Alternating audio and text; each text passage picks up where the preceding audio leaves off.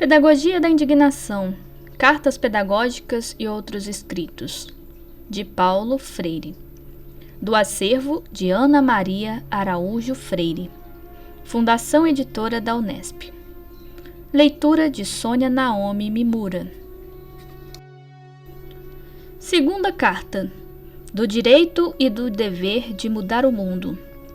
Se alguém, ao ler este texto, me perguntar com um irônico sorriso se acho que, para mudar o mundo, basta que nos entreguemos ao cansaço de constantemente afirmar que mudar é possível e que os seres humanos não são puros espectadores, mas atores também da história, direi que não. Mas direi também que mudar implica saber que fazê-lo é possível.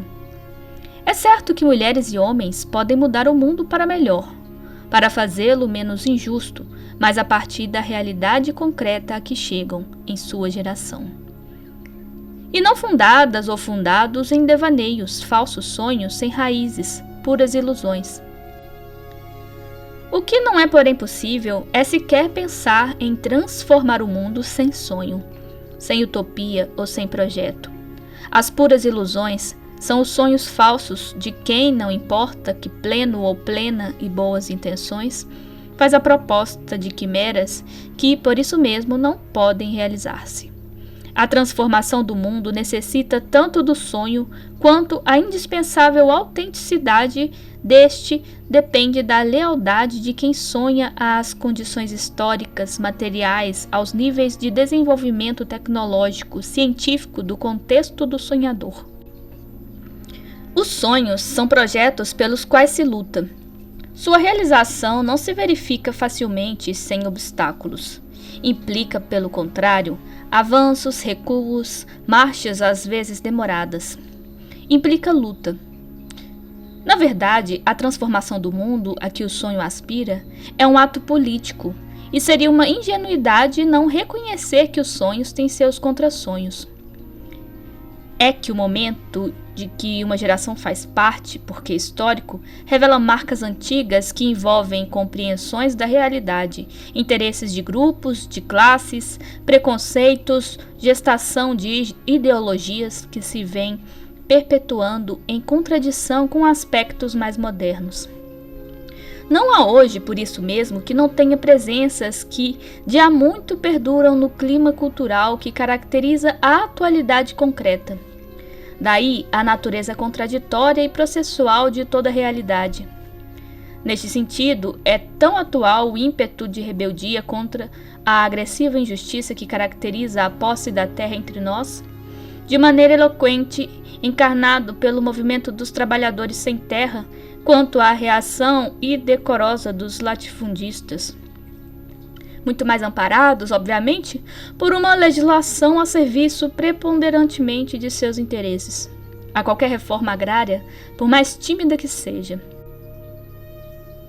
A luta pela reforma agrária representa o avanço necessário a que se opõe o atraso imobilizador do conservadorismo. Mas o que é preciso deixar claro é que o atraso imobilizador não é um estranho à realidade. Não há atualidade que não seja palco de confrontações entre forças que reagem ao avanço e forças que por ele se batem. E neste sentido, que se acham contraditoriamente presentes em nossa atualidade, fortes marcas do nosso passado colonial e escravocrata, obstaculizando avanços da modernidade. São marcas de um passado que, incapaz de perdurar por muito mais tempo, insiste em prolongar sua presença em prejuízo da mudança. Precisamente porque a reação imobilizante faz parte da atualidade, é que ela, de um lado, tem eficácia, de outro pode ser contestada. A luta ideológica, política, pedagógica e ética a lhe ser dada por quem se posiciona numa opção progressista não escolhe lugar nem hora. Tanto se verifica em casa, nas relações pais, mães, filhos, filhas, quanto na escola, não importa o seu grau, ou nas relações de trabalho. O fundamental, se sou coerentemente progressista, é testemunhar como pai, como professor, como empregador, como empregado, como jornalista, como soldado, cientista, pesquisador ou artista, como mulher, mãe ou filha, pouco importa. o meu respeito à dignidade do outro ou da outra, ao seu direito de ser em relação com o seu direito de ter. Possivelmente um dos saberes fundamentais mais requeridos para o exercício de um tal testemunho é o que se expressa na certeza de que mudar é difícil, mas é possível. É o que nos faz recusar qualquer posição fatalista que empresta a este ou aquele fator condicionante um poder determinante diante do qual nada se pode fazer. Por grande que seja a força condicionante da economia sobre o nosso comportamento individual e social, não posso aceitar a minha total passividade perante a ela. Na medida em que aceitamos que a economia ou a tecnologia ou a ciência, pouco importa, exerce sobre nós um poder irrecorrível, não temos outro caminho senão renunciar à nossa capacidade de pensar, de conjecturar, de comparar, de escolher, de decidir, de projetar, de sonhar. Reduzida à ação de viabilizar o já determinado, a política perde o sentido da luta pela concretização de sonhos diferentes. Esgota-se a eticidade de nossa presença no mundo. É nesse sentido que, reconhecendo, embora a indiscutível importância da forma como a sociedade organiza sua produção para entender como estamos sendo, não me é possível, pelo menos para mim, desconhecer ou minimizar a capacidade reflexiva, decisória do ser humano. O fato mesmo de se ter ele tornado apto a reconhecer quão condicionado ou influenciado é pelas estruturas econômicas, o fez também capaz de intervir na realidade condicionante. Quer dizer, saber-se condicionado e não fatalistamente submetido a este ou aquele destino abre o caminho à sua intervenção no mundo. Ao contrário da intervenção, é a adequação, a acomodação ou a pura adaptação à realidade que não é assim contestada. É neste sentido que, entre nós, mulheres e homens, a adaptação é um momento apenas do processo de intervenção no mundo. É nisso que se funda a diferença primordial entre condicionamento e determinação. Só é possível, inclusive, falar em ética se há a escolha que advém da capacidade de comparar, se há responsabilidade assumida. É por essas mesmas razões que nego a desproblematização do futuro a que sempre faço referência e que implica sua inexorabilidade. A desproblematização do futuro numa compreensão mecanicista da história de direita ou de esquerda leva necessariamente à morte ou à negação autoritária do sonho, da utopia, da esperança. É que, na inteligência mecanicista, portanto determinista da história, o futuro é já sabido. A luta por um futuro já conhecido a priori prescinde de esperança. A desproblematização do futuro não importa em nome de que é uma ruptura com a natureza humana, social e historicamente constituindo-se. O futuro não nos faz. Nós aqui nos refazemos na luta para fazê-lo. Mecanicistas e humanistas reconhecem o poder da economia globalizada hoje. Enquanto, porém, para os primeiros, nada há o que fazer em face de sua força intocável, para os segundos não apenas é possível, mas se deve lutar contra a robustez do poder dos poderosos, que a globalização intensificou ao mesmo tempo que debilitou a fraqueza dos frágeis. Se as estruturas econômicas, na verdade, me dominam de maneira tão senhorial, se moldando o meu pensar, me fazem objeto dócil de sua força, como explicar a luta política, mas, sobretudo, como fazê-la em nome de quê? Para mim, em nome da ética. Obviamente, não da ética do mercado, mas da ética universal do ser humano. Para mim, em nome da necessária transformação da sociedade de que decorra a superação das injustiças desumanizantes. E tudo isso porque, condicionado pelas estruturas econômicas, não sou, porém, por elas determinado. Se não é possível desconhecer, de um lado, que é nas condições materiais da sociedade que se gestam a luta e as transformações políticas, não é possível, de outro, negar a importância fundamental da subjetividade na história. Nem a subjetividade faz, todo-poderosamente, a objetividade, nem esta perfila, inapelavelmente, a subjetividade. Para mim, não é possível falar de subjetividade a não ser se compreendida em sua dialética relação com a objetividade. Não há subjetividade na hipertrofia que a torna como fazedora da objetividade, nem tampouco na minimação que a entende como puro reflexo da objetividade.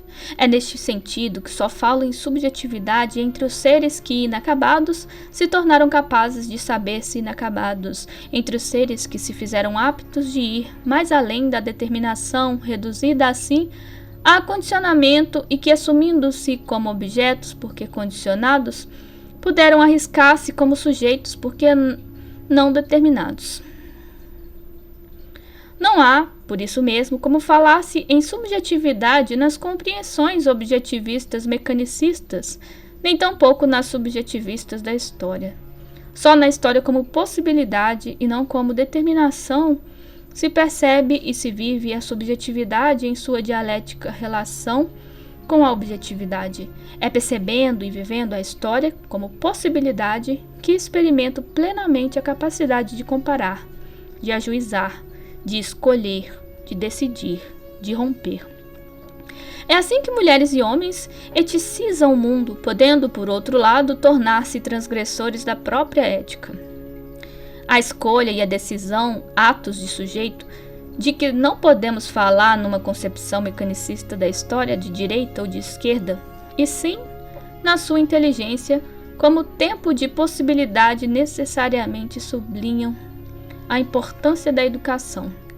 Da educação que, não podendo jamais ser neutra, tanto pode estar a serviço da decisão, da transformação do mundo, da inserção crítica nele, quanto a serviço da imobilização, da permanência possível das estruturas injustas, da acomodação dos seres humanos à realidade tida como intocável.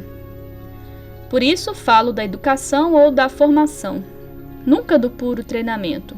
Por isso, não só falo e defendo, mas vivo uma prática educativa radical, estimuladora da curiosidade crítica, à procura sempre da ou das razões de ser dos fatos.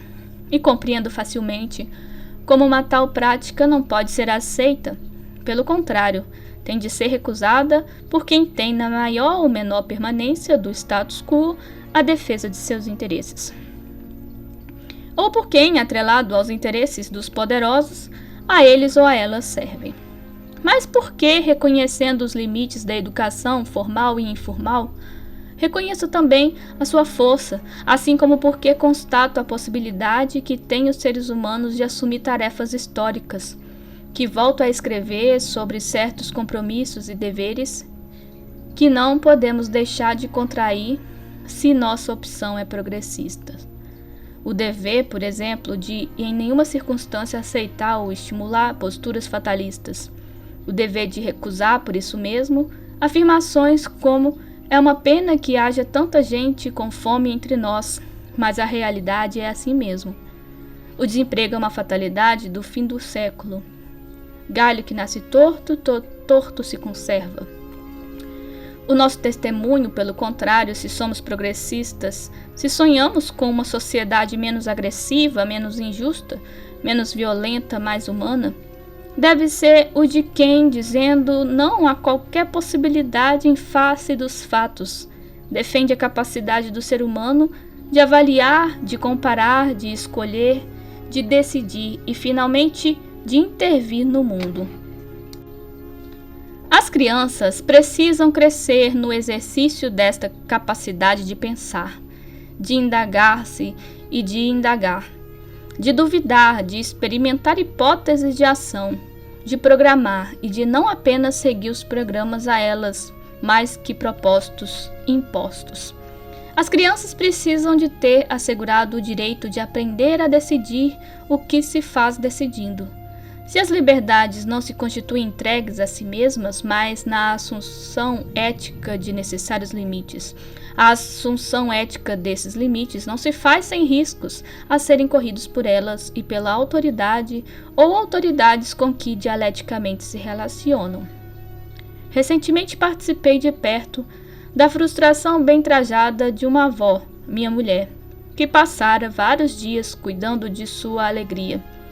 há de ter consigo em casa Marina, a neta bem-amada.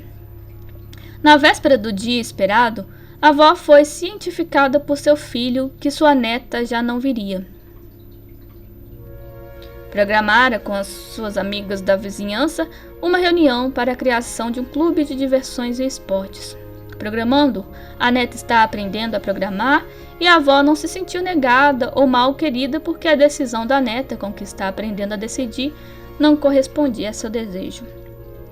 Seria uma lástima se a avó, fazendo beicinho, expressasse um desconforto indevido em face da decisão legítima de sua neta ou que seu pai, revelando insatisfação, tentasse autoritariamente impor à filha que fizesse o que não queria.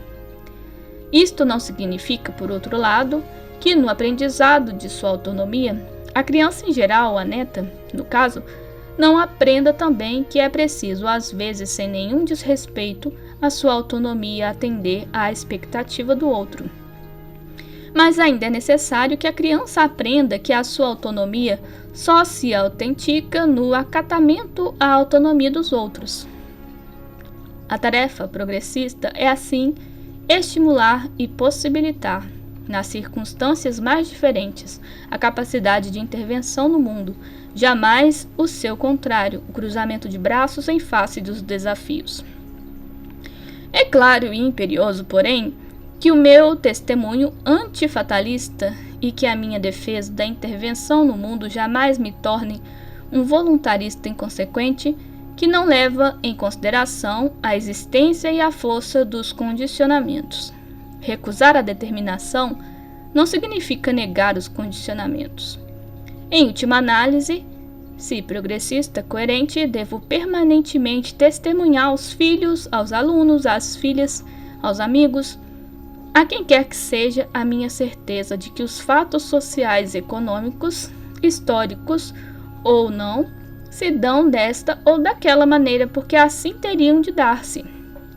Mais ainda, não se acham imunes de nossa ação sobre eles.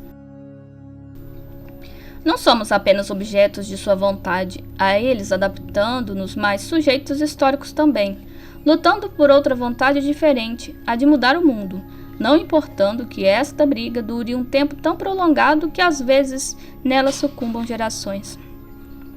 O movimento do Sem Terra, tão ético e pedagógico quanto cheio de boniteza, não começou agora nem há 10 ou 15 ou 20 anos. Suas raízes mais remotas se acham na rebeldia dos quilombos e, mais recentemente, na bravura de seus companheiros das ligas camponesas que há 40 anos foram esmagados pelas mesmas forças retrógradas do imobilismo reacionário, colonial e perverso. O importante, porém, é reconhecer que os quilombos, tanto quanto os camponeses das ligas e os sem terra de hoje, todos em seu tempo, anteontem, ontem e agora, sonharam e sonham o mesmo sonho. Acreditaram e acreditam na imperiosa necessidade da luta, na feitura da história como façanha da liberdade. No fundo, jamais se entregariam à falsidade ideológica da frase: a realidade é assim mesmo, não adianta lutar. Pelo contrário, apostaram na intervenção do mundo para retificá-lo e não apenas para mantê-lo mais ou menos como está. Se os sem terra tivessem acreditado na morte da história, da utopia, do sonho, no desaparecimento das classes sociais, na eficácia dos testemunhos de amor à liberdade, se tivessem acreditado que a crítica ao fatalismo neoliberal é uma expressão de um neobobismo que nada constrói, se tivessem acreditado na despolitização da política embutida nos discursos que falam de que o que vale hoje é pouca conversa, menos política e só resultados, se acreditando nos discursos oficiais tivessem desistido das ocupações e voltado não para suas casas, mas para a negação de si mesmos, mais uma vez a reforma agrária seria arquivada. A eles e elas, sem terra, a seu inconformismo, a sua determinação de ajudar a democratização deste país, devemos mais do que às vezes podemos pensar.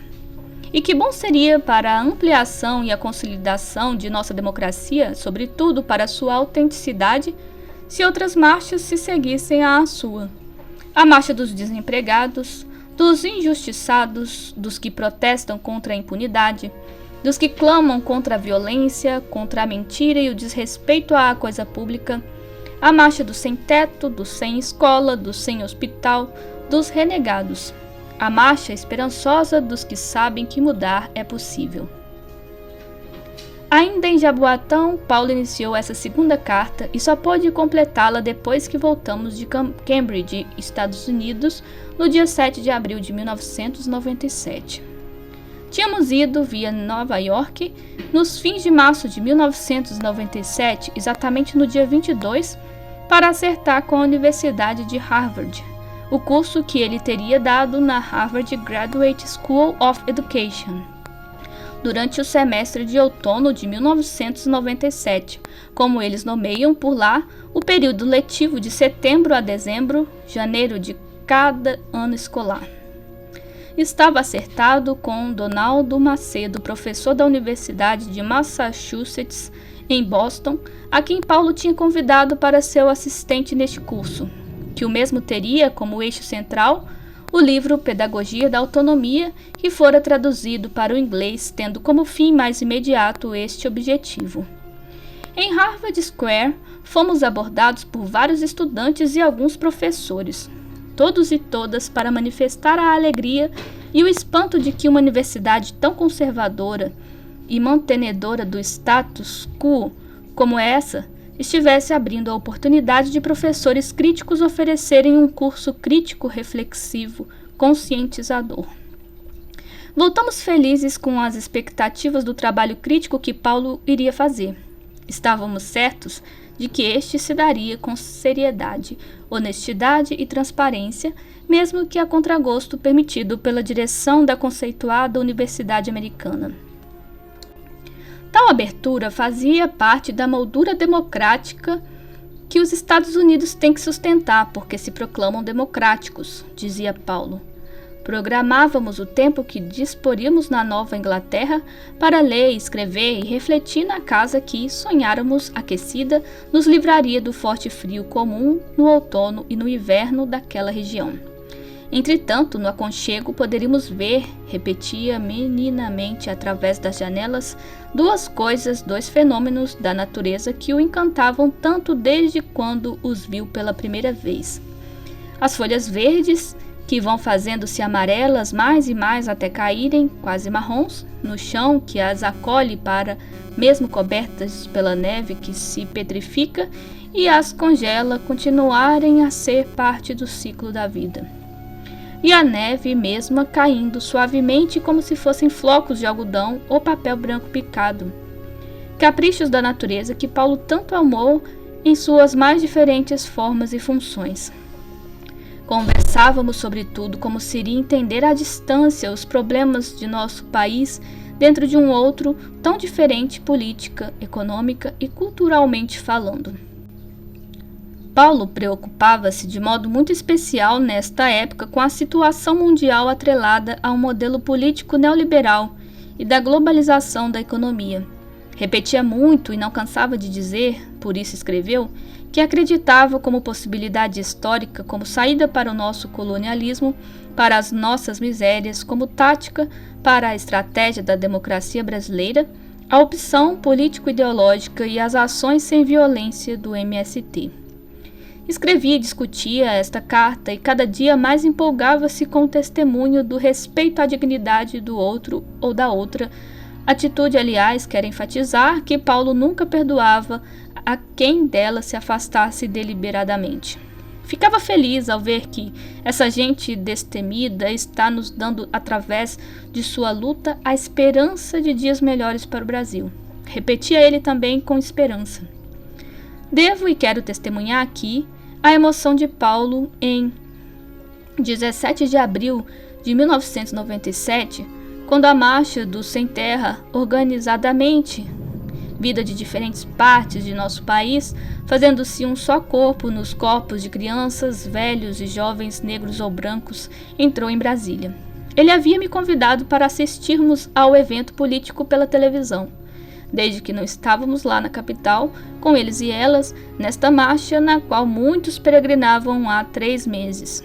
Quando Paulo viu aquela multidão entrando, altiva e disciplinadamente, na esplanada dos ministérios, ficou de pé caminhando de um lado para o outro da sala, com os pelos do corpo eriçados, poros abertos e suor quente. Repetia com voz emocionada, falando para o sem-terra e não para mim, essas palavras carregadas da sua compreensão perante o mundo. É isso, minha gente, gente do povo, gente brasileira. Esse Brasil é de todos e todas nós. Vamos em frente na luta sem violência, na resistência consciente e com determinação tomá-lo para construirmos solidariamente o país de todos e todas as que aqui nasceram ou a ele se juntaram para engrandecê-lo. Esse país não pode continuar sendo de poucos. Lutemos pela democratização desse país. Marchem, gente de nosso país. Paulo terminou essa segunda carta nesse mesmo dia. Nela convocou outras marchas. Com a humildade habitual, não disse, sequer mencionou esta marcha. Também tinha suas raízes na sua compreensão de educação libertadora. Que os movimentos sociais brasileiros ganharam não só o MST indiscutivelmente, consciência nas suas praxis através do que ele, Paulo, propôs no seu trabalho teórico, antropológico, ético, ideológico, político, educacional. Propôs com a sua vida. Final da carta 2.